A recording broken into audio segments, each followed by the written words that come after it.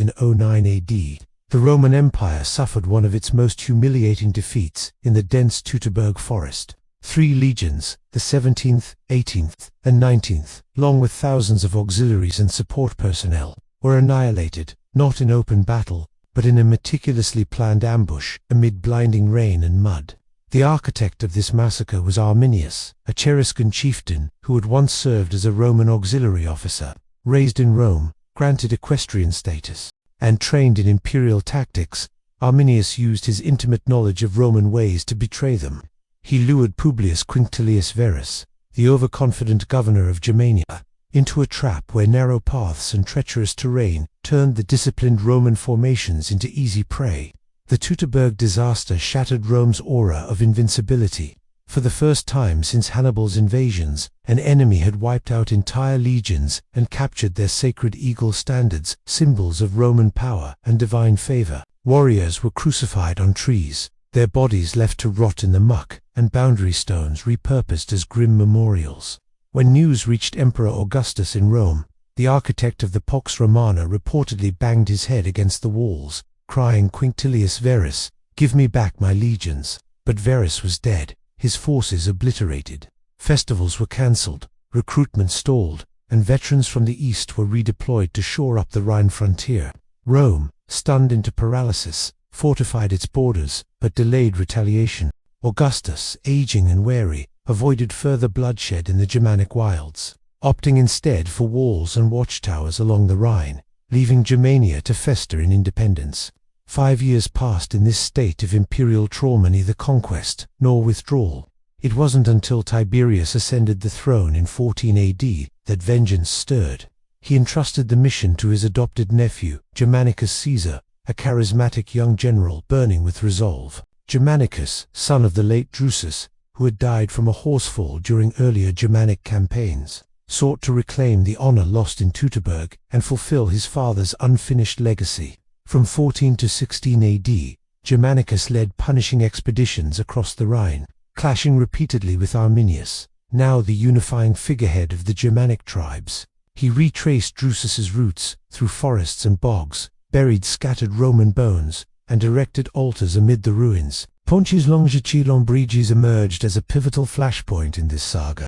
These were not grand stone structures, but makeshift wooden causeways spanning vast marshes, built earlier by Lucius Domitius Ahenobarbus around 01 BC to facilitate Roman movements. By 15 AD, during Germanicus's second campaign, they had fallen into disrepair, rotten and slick from neglect and heavy rains. The battle there wasn't a single clash, but a grueling, multi-day ordeal of ambush and attrition, where Germanicus's forces, after ravaging the Marsi tribe in the Weser River basin, faced a harrowing retreat. Germanicus had divided his army for the return to winter quarters on the Rhine, while he led part of the force by sea and others through safer paths. He assigned Aulus Caecina Severusa, seasoned but unflashy commander with 4 legions, the 1st, 5th, 20th, and 21st, and auxiliaries, totaling about 20,000 to 25,000 men, to march via the Pontis Longi. Caecina, a veteran of wars in Pannonia and Dalmatia, lacked noble flair but embodied Roman grit, calm under pressure, a guardian of discipline. As one centurion reportedly said of him, when others screamed, he issued orders. When others fled, he stood firm. Arminius, meanwhile, had transformed from traitor to tribal icon. For 7 years since Teutoburg, he unified fractious Germanic clans, the Carusi, Bructeri, and others, training them in guerrilla tactics, fortifying frontiers with watchtowers and signal fires, and turning the landscape into a weapon. He knew Roman minds, their reliance on order, heavy formations, and supply lines. Arminius didn't seek pitched battles. He aimed to erode, harass, and exploit the terrain. Marshes, forests, and storms were his allies, where Roman armor became a burden and discipline frayed.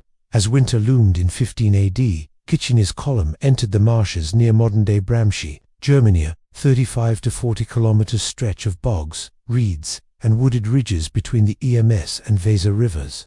The path narrowed to single file in places, forcing a serpentine march. Scouts and engineers ahead, legions in the center, baggage trains and wounded trailing. Heavy rains turned the ground to knee-deep slurry, collapsing sections of the causeways. Wagons sank, horses floundered, and men abandoned gear to press on. Arminius struck from the shadows. Small warbands of 40 to 50 warriors, hidden in mist-shrouded reeds, launched hit-and-run raids on flanks and rearguard. They targeted supply convoys, severing communications and sowing panic. Kitchener ordered hasty repairs, but at a major bridge collapse likely near the Hayes and Berger marshes the Germans pounced. Flames engulfed wagons. Auxiliaries fell in droves. Tacitus records that Kitchener abandoned most provisions, urging his men forward with only weapons in hand. The Romans encamped on a rare mound amid the swamp, forging a makeshift fortress from felled trees and scavenged iron. Night brought psychological torment. Germanic drums echoed, howls pierced the fog, fires flickered on the periphery. Arminius paraded captured Romans in tattered armor, mimicking betrayals to erode morale. Infections from untreated wounds and starvation from spoiled rations claimed more lives than spears. Dawn assaults intensified.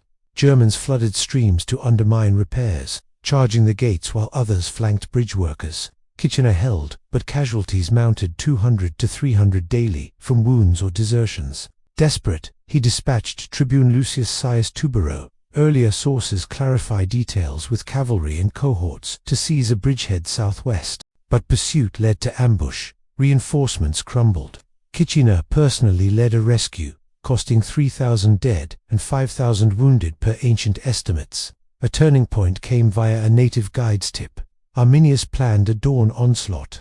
Kitchener opted for a nocturnal retreat along a southern forest trail ancient hunting paths, skirting oaks and streams, evading the main ambushes. Discipline was enforced brutally. Guards executed panickers on the spot, at least 20 that night. Through fog and mud, the column snaked toward the Rhine. On the fifth day, near Holton, the final Germanic push came. In a half-day melee, Romans formed testudo shields, retreating step by step. They crossed the Rhine at Castrovetera modern Xantan, after 27 grueling days. Losses: nearly half the force dead, missing, or broken. Shields dented, spears mud-caked. The survivors stared eastward in haunted silence. Yet Kitchener's resilience turned potential catastrophe into survival. In the battle's climax, as Germans overcommitted to storming the campers, waded by Arminius's uncle, Inguiomerus, against Arminius's advice for patience, Romans counterattacked. Hidden cohorts encircled the assailants, pinning them against the bog. Slaughter ensued until dusk. Germans fled, their leaders escaping but morale shattered. Arminius gained no eagles, but Pontus Longi stalled Roman momentum. Tribes wavered toward resistance.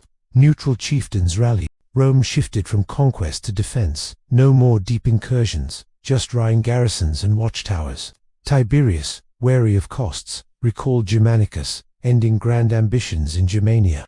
The empire acknowledged limits not all lands could be recognized. Pontus Longi wasn't Hannibal's scale brilliance, but a testament to endurance. Arminius, with no legions, wielded nature's chaos. Every puddle a trap, every grove a plot. Kitchener, embodying Roman order, saved his army through grit, not glory. The marshes sighed with the empire's retreat, echoing Teutoburg's ghosts. If this tale of mud-soaked valor and cunning ambushes grips you, revealing history's untold grit, like and subscribe. Our channel breathes life into the pasts. Surprises march with us through stories textbooks overlook.